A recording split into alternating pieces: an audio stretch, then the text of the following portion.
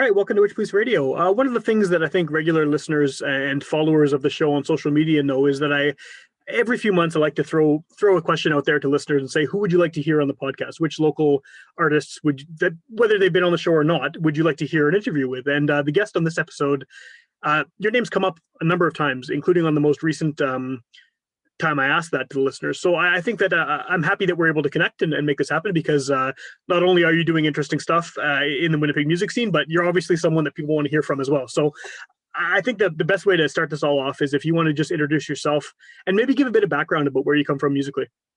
Absolutely. Yeah. Thanks so much, man. My name is Tyler Del Pino.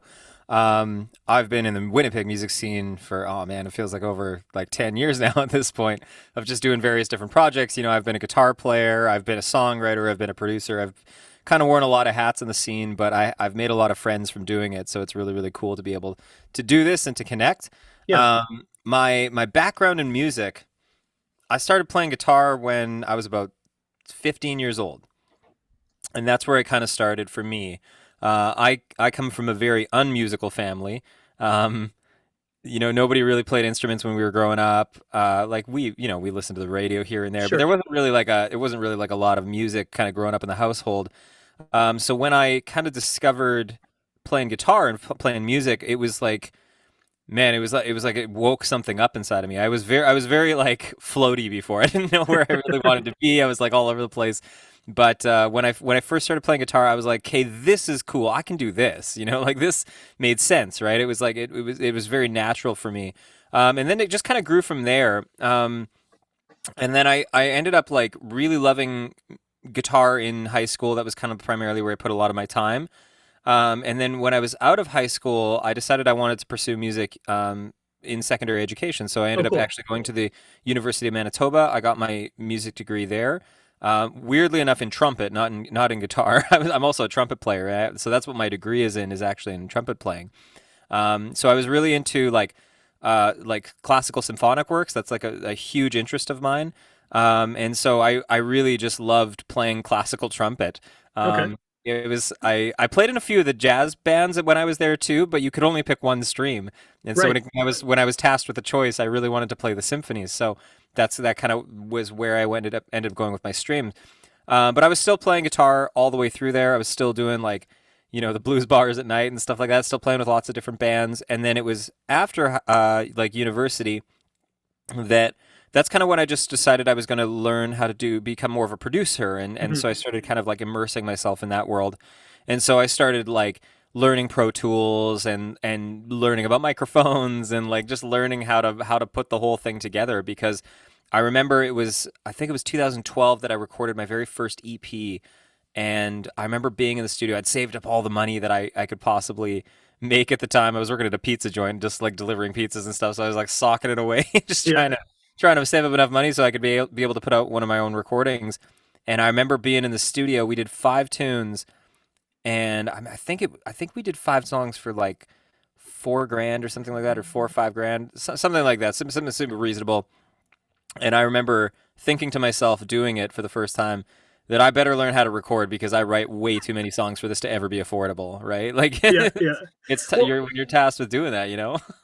Well, yeah, I think that the good thing is too that you're now doing this in an era where recording on your own is something that's feasible. I mean, even 10 years ago, it wasn't. It was still possible, obviously, but it's because technology has come along so far now that the idea of someone recording in their own house, or their basement, or their bedroom, even it's possibly get a really good sounding product out of it.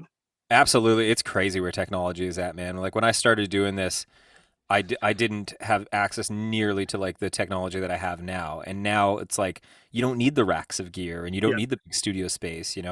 I miss the atmosphere of the studio. That piece is like something I don't know that you can ever replace. Like going in there and having all the gear and having like a big drum room and stuff like that. Like sometimes I still like to do that. But in terms of like being able to just pump music out, and you have to have a certain level of quality, especially if you want to do music at any serious level. Like there is a quality threshold you need to be able to hit. And so knowing how to do that, like I just kind of immersed myself in that type of education and just kind of read as much as I possibly could. There's way more information out there now than when I started though. And it's the same for guitar. It's like I Yeah. feel like I was always just behind, like before a lot of stuff came out, so you got to learn how to do it.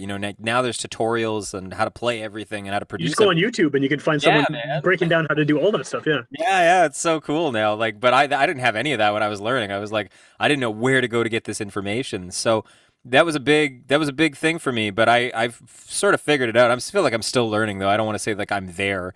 I know more than I did, but it's kind of one of those tasks that you're never totally done, right? Like you're always learning. You're always trying to hone your craft. You're always trying to be better, right? for So sure. that's kind of my musical journty in a nutshell. Well, no, that's I like the detailed explanation because sometimes you get people on here and they'll be like, "Yeah, I was in a band once; it was good." Yeah. The whole story. So I appreciate the in depth explanation there. But I guess the one thing that interested me about what you just said is the trumpet side of things and the classical music because Yeah. in hearing your stuff.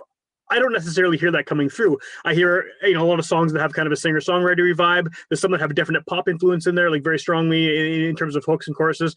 But does that classical stuff does that seep in? Like, do you hear that yourself, kind of sneaking into the music while you're making it, or even after the fact?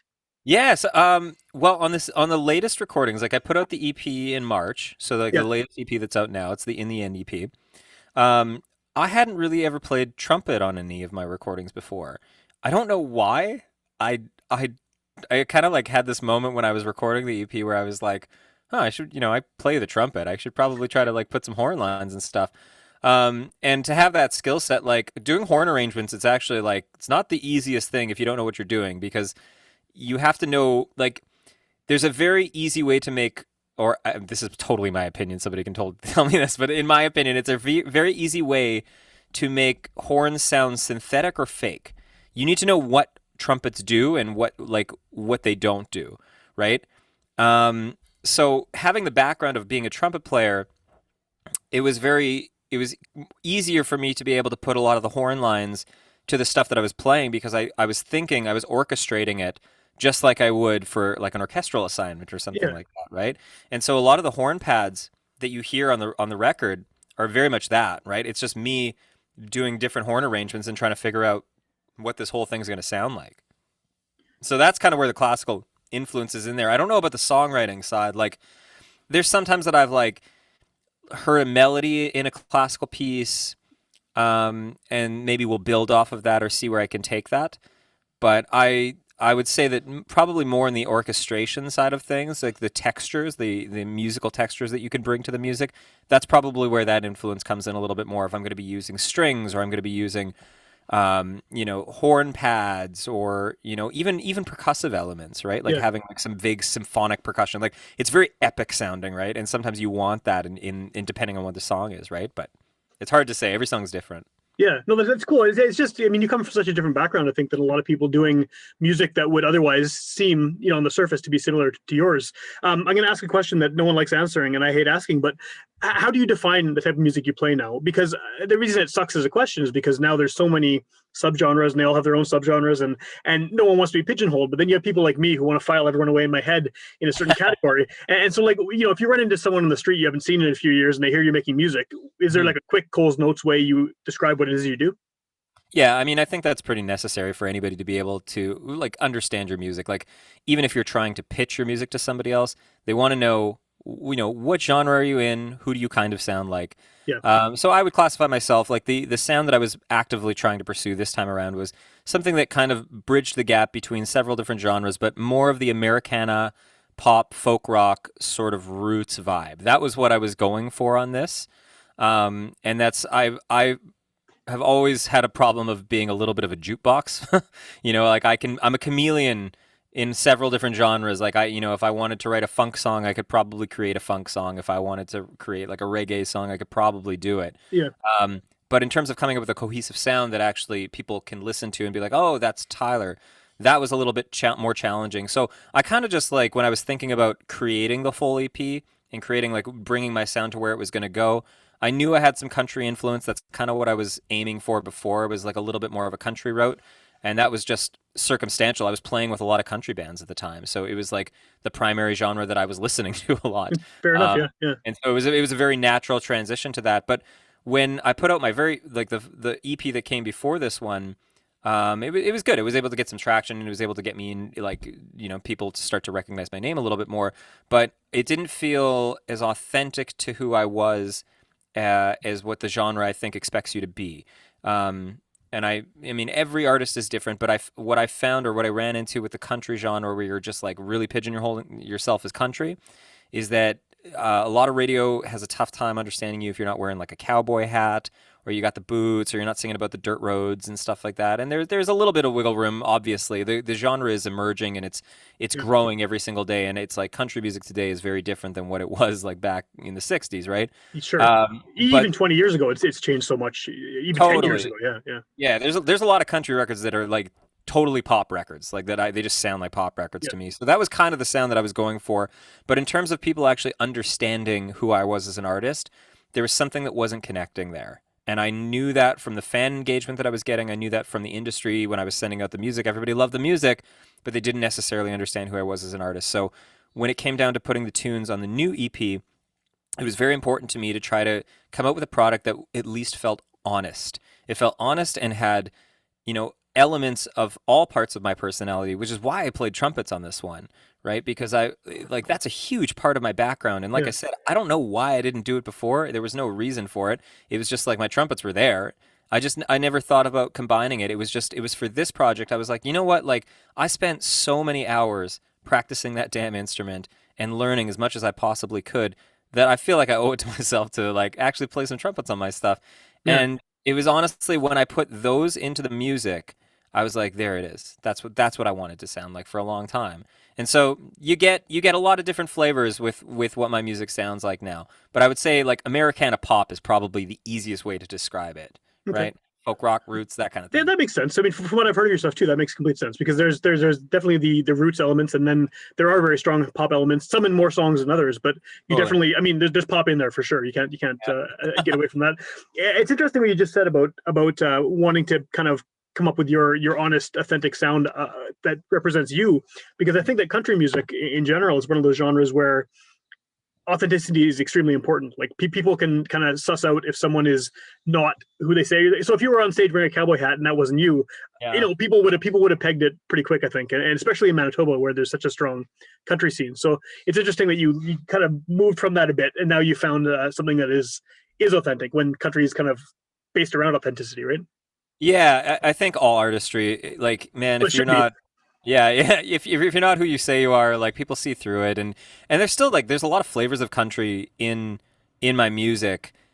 I will say, like, I really feel like country music gets a bad rap sometimes, It man. does. Like, I feel like the bro country kind of ruined it for a lot of people. Like when people only think about it one dimensionally like that. And I will say that I was actually guilty of this when I first started playing with country bands. I hated country music and I used to like demonize it. I used to say, "Oh, this is stupid," whatever. But it was actually playing with the country bands that I was learning, 40 tunes a week. Yeah. So I got to listen to a lot of music and there were some good songs on there. And at the end of the day, I'm just a fan of a good song. I don't care if it's country, I don't care if it's pop, I don't care Americana, whatever, Yeah. right?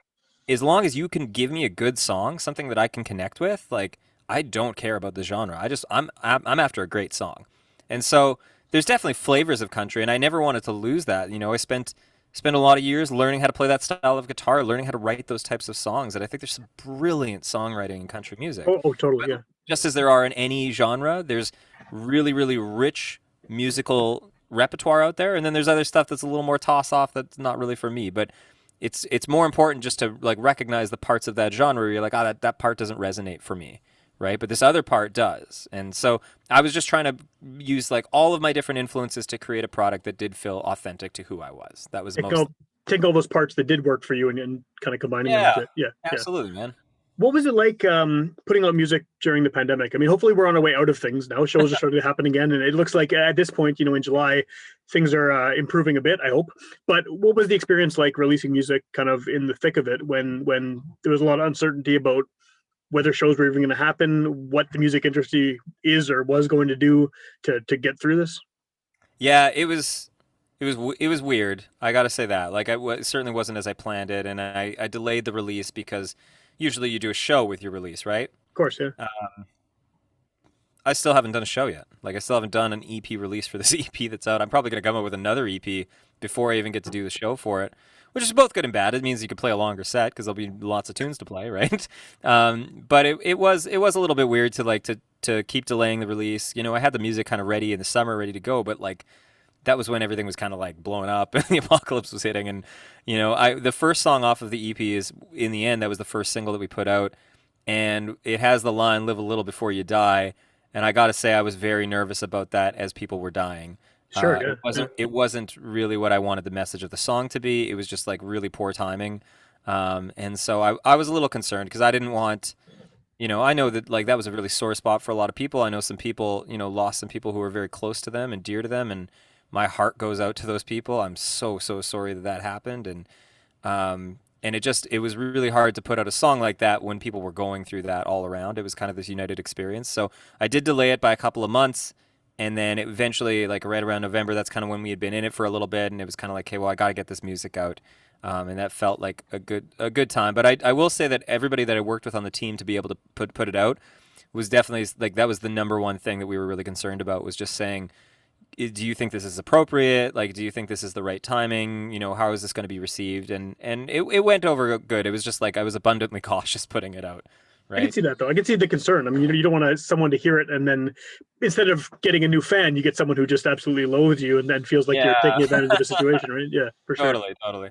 Do you think that? I mean, obviously, no one knows when things are getting back to normal. That it seems like it's slowly happening. But do you think if if next week things change and you could suddenly play shows, you could suddenly tour, you could suddenly do all this stuff, what would be the first thing that you would try to tackle? Would it just be getting back on stage, or would you want to maybe arrange a release show for this now that you'd have the opportunity, or what would be the first thing you try to do?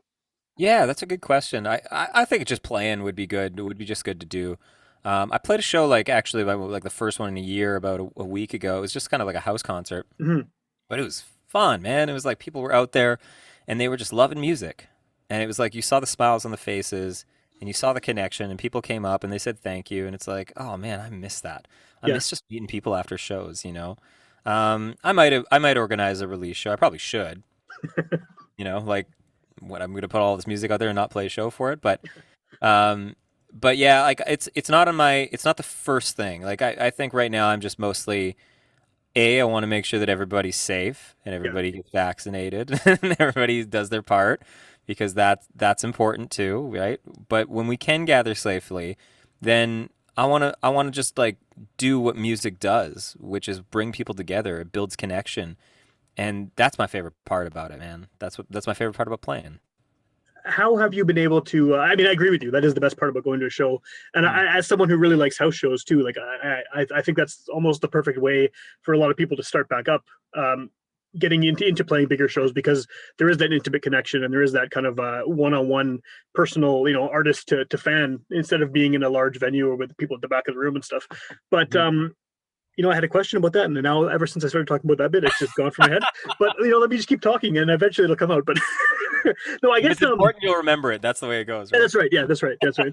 I guess what I was going to say, I do remember the question was, you just said that that part of it is what you like the most. It is that kind of connection. How have you been able to maintain that, or have you during this time period when you can't see people face to face, you can't even go to someone else's show and meet other bands or pick up other bands' sounds and CDs and things like. How have you dealt with that aspect of it? Because being able to record and put it on the internet is one thing, but there's also the whole other social aspect of it. And I don't mean social media necessarily, but there's that whole just being with people that is a huge part of making music and Totally. listening to music.